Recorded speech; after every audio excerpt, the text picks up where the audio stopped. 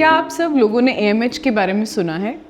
मुझे लगता है आप सब लोगों ने AMH का टेस्ट भी बहुत करवाया होगा, बट क्या आप जानते हैं AMH होता क्या है? Hi, I am doctor Shivika, consultant from Birla fertility and IVF। आइए आज इस वीडियो में हम जानते हैं कि AMH होता क्या है।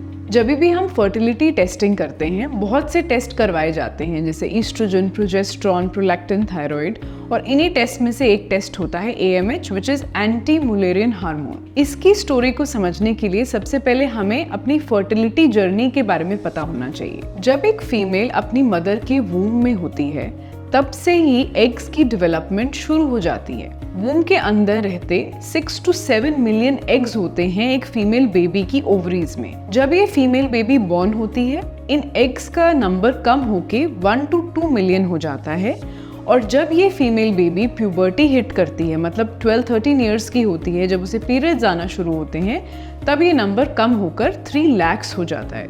पूरे रिप्रोडक्टिव एज ग्रुप में अराउंड 400 to 500 एग्स यूज होते हैं जो कि बेबीज प्रोड्यूस कर सकते हैं। इन सब एग्स का एक फिक्स्ड रेट ऑफ डिक्लाइन है, मतलब कि एग्स हर महीने हर साल कम होते हैं, जो कि ऑलमोस्ट 10% होता है। ये क्यों कम होते हैं, इसका कोई मेडिकल रीजन नहीं है।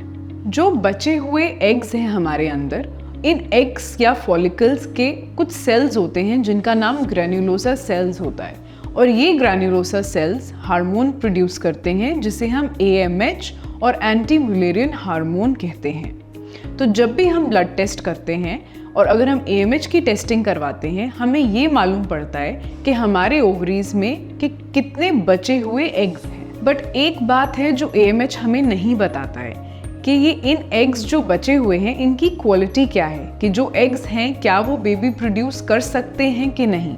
So AMH is only quantification of the number of eggs, tells you about the pool of the eggs that you have, not about the quality of the eggs. Next question ये होता है कि हम AMH test कब करवाएं। बाकी जैसे fertility test होते हैं, hormonal test like oestrogen, progesterone, हम पीरियड्स के सेकेंड डे पे करते हैं, बट AMH टेस्ट हम पीरियड्स के किसी भी दिन पे कर सकते हैं, क्योंकि ये हमारे रेस्टिंग फॉलिकल्स यानी कि प्रीमोर्डियल फॉलिकल्स को बताता है। तो थ्रू आउट द मंथ हम ये टेस्ट कभी भी कर सकते हैं, और AMH टेस्ट करने के लिए फास्टिंग की कोई नीड नहीं होती है।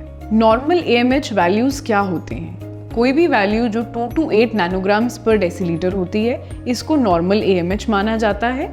अगर वैल्यू कम है, अगर यानी कि लेस देन 1.5 है, उसको हम लो AMH कहते हैं, और अगर वैल्यूज मोर देन 8 है, उसको हाई AMH कहते हैं, और मोस्टली PCOS पेशेंट्स में ये देखा जाता है। वैल्यू ना कम होना बहुत अच्छा है और वैल्यू ना ज़्यादा होना अच्छा है। इन दोनों में एग्स की क्वालिटी में प्रॉब्लम होती है और बेबी करने में प्रॉब्लम हो सकती है। एक और क्वेश्चन बहुत फ्रीक्वेंटली पूछा जाता है कि अगर हमारा AMH कम है या कोई भी वैल्यू है, तो क्या हम अपने AMH को बढ़ा सकते हैं? इस चीज़ के लिए हमें ये समझना चाहिए कि AMH हमारा पूल ऑफ एग्स को बढ़ाता है। उस पूल में से एग्स सिर्फ यूज हो रहे हैं, तो अगर वो पूल कम है या वैल्यू कम है, हम उसको बढ़ा नहीं सकते। जो भी सब हमारे पास मोडालिटीज़ हैं एग क्वालिटी या नंबर इम्प्रूव करने के लिए, ये बहुत टेम्पररी चीज़ें हैं। किसी का भी एग नंबर कभी नहीं बढ़ सकता। आइए अब हम जानते हैं AMH की इम्पोर्टेंस क्या है। कोई भी कपल अगर प्रेग्नेंट होने के बारे में सोच रहे हैं, उनको AMH ज़रूर करवाना चाहिए।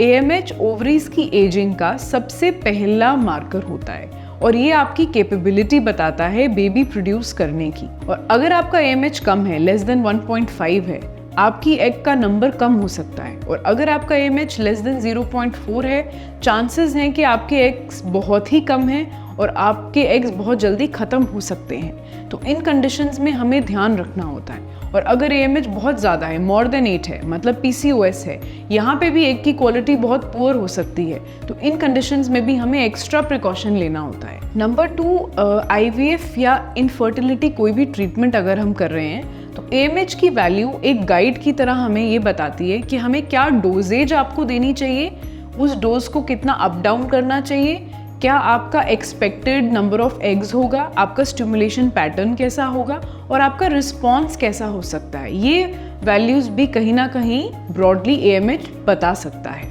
थर्डली, लो अगर AMH आपका है दैट मीन्स आपका एग का रिजर्व कम है, और अगर आपकी ओवरी में फंक्शनल एग्स नहीं रहते हैं तो दैट मीन्स आपको मेनोपॉज अटेन हो सकता है।